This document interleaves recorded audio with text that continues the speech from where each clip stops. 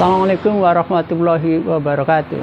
Jumpa lagi di Jendela Info dengan tajuk Media Gathering Bawaslu 105 wartawan kok mau dijadikan kambing hitam. Sebelum kami membahas soal itu, jangan lupa like dan subscribe. Ada hal yang menarik lanjutan dari persoalan Bawaslu, bahwa gathering yang dilakukan Bawaslu happy di Kuningan pada tanggal 26 Januari 2025 sekaligus mengkoreksi kekeliruan penyebutan tahun di tempo hari. Nah, apa yang kemudian kini dipersoalkan Bawaslu kembali untuk dibicarakan? Nah, ternyata Bawaslu kini menerbitkan atau mencetak kaos yang bertulisan atau berteks Media Gathering Bawaslu Indramayu. Nah, apa yang perlu kita menjadi catatan atau yang perlu kita bicarakan pada pertemuan kali ini? Bawaslu seolah-olah dengan mencetak kaos sebanyak 105 untuk wartawan atau bahkan lebih, tentu dengan harga yang tidak murah jika kaos itu dengan kualitas baik atau jika dipakai tidak gatal. Nah, apa yang kemudian menjadi persoalan? Apakah dengan mencetak kaos itu Bawaslu kemudian dibenarkan oleh menurut peraturan perundang-undangan? Tentu tidak benar, karena dalam operasional ada atau dalam tupoksi Bawaslu bukanlah untuk mencetak kaos untuk kepentingan para wartawan. Kedua, Bawaslu kemudian memaksakan diri untuk happy dengan bersama wartawan. Tentu juga ini melanggar penggunaan anggaran, termasuk juga karena itu bukanlah tupoksi daripada Bawaslu sendiri.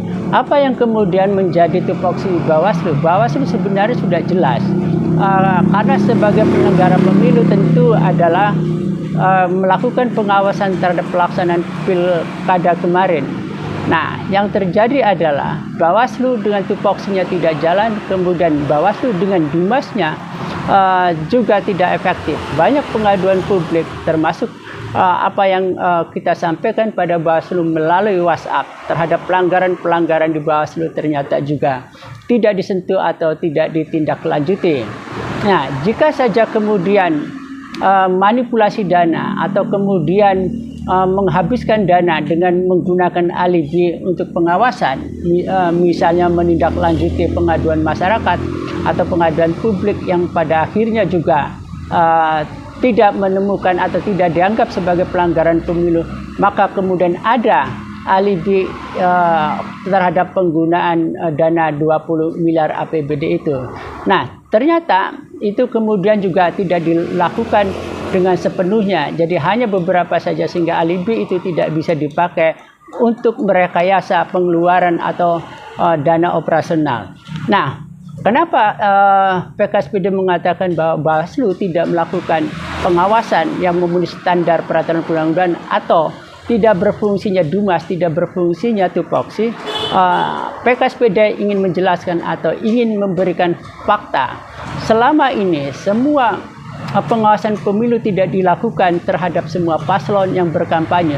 Satu-satunya yang pernah kita lihat dan pernah kita kemudian temui di lapangan adalah Bawaslu mengirimkan surat kepada panitia kampanye terhadap paslon nomor 2 di perumahan Korpri. Nah,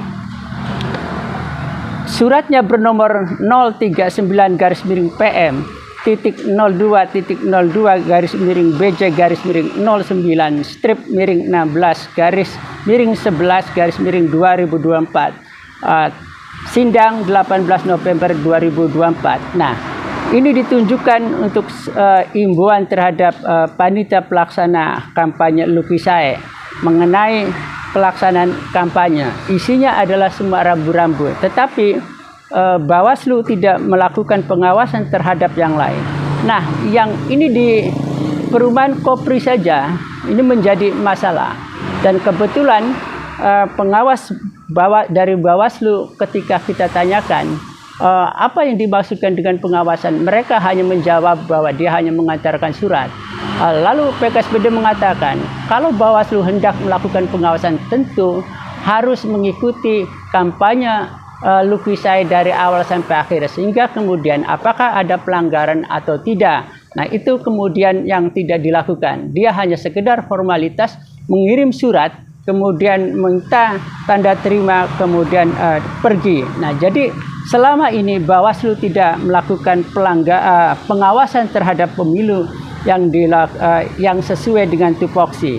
Nah, surat tadi dikirim kepada panitia, ditandatangani dan dicap stempel oleh Ahmad Saiku SE sebagai panitia pengawas pemilu Kecamatan Sindang pada waktu ada kampanye Luki Sae di perumahan Korpri. Nah, inilah sebenarnya penggunaan anggaran yang bisa kemudian tidak perlu dipersoalkan atau kemudian ada alasan bahwa Bawaslu melakukan pengawasan terhadap pilkada. Tapi faktanya Bawaslu hanya yang pernah kita lihat hanya terjadi ketika di perumahan atau pada waktu kampanye Luki Sae. Di kampanye paslon lainnya kemudian tidak dilakukan pengawasan, meskipun itu dikasih tahu oleh banyak pihak termasuk oleh PKSPD kepada Bawaslu. Itu persoalannya. Maka penggunaan dana 20 miliar untuk happy atau kemah bersama yang mengatasnamakan ekspos pengawasan pilkada yang kemudian pemberitanya juga tidak muncul di media mainstream maupun media-media lainnya. Nah, itu juga yang kemudian dijadikan alibi untuk penggunaan dana, dan penggunaan dana operasional itu melanggar aturan. Nah, apa yang menjadi catatan berikutnya? 105 wartawan yang kemudian diundang happy di Kuningan selama 2 hari itu, mari kita kemudian mencoba membicarakannya melalui dengan undang-undang pers dan kode etik jurnalistik. Di dalam undang-undang pers dan kode etik jurnalistik, jika kita mau memahami secara utuh, maka tidak dibenarkan wartawan menjadi kambing conge atau wartawan menerima imbalan. Apalagi kemudian ada pengakuan yang terbaru dari beberapa teman wartawan mengatakan bahwa bukan 200.000 uang saku yang diberikan kepada Bawaslu, tetapi 300.000 yang diberikan oleh Bawaslu. Tentu Bawaslu ini yang harus mengklarifikasi berapa dana yang dikeluarkan untuk happy di Kuningan dan berapa besar uang saku yang diberikan kepada wartawan. Dalam undang-undang pers dan kode etik, mengapa itu tidak diperbolehkan? Wartawan tidak boleh menerima imbalan atau menjanjikan sesuatu yang berkaitan dengan persoalan kerja jurnalistiknya. Nah, ketika kemudian wartawan menerima uang saku, kemudian mau dibungkam oleh Bawaslu, maka ini merupakan pelanggaran terhadap undang-undang pers. Jadi pemberian uang saku kemah bersama dan happy di Kuningan merupakan upaya Bawaslu untuk membungkam kekritisan pers. Dan 105 wartawan yang diajak di sana ternyata kemudian menjadi kambing congek karena tidak ada kontrol sosial sebagaimana tugas pers untuk melakukan hal itu. Nah, sekali lagi yang kita harus perhatikan adalah jurnalis atau para wartawan hendaklah kembali kepada jalur independensi yang dipersyaratkan atau yang diamanatkan dalam undang-undang pers dan kode etik.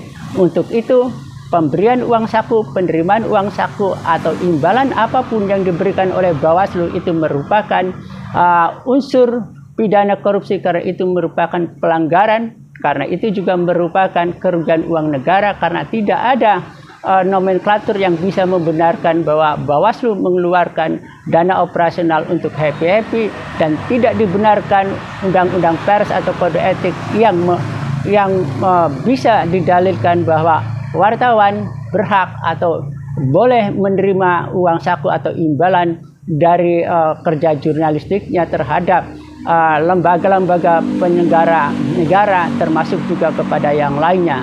Itu yang menjadi catatan penting yang harus kita perhatikan bagi teman-teman pers di Indramayu, terutama 105 wartawan yang diajak happy ke Kuningan.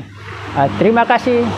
Sebelumnya catatan yang paling penting adalah Inspektorat, BPK, dan DPR harusnya mulai bekerja untuk menyoroti atau kemudian menindaklanjuti berbagai kegaduhan dan berbagai fakta yang keluar, seperti halnya sekarang muncul kaos yang dicetak gathering Bawaslu Indramayu.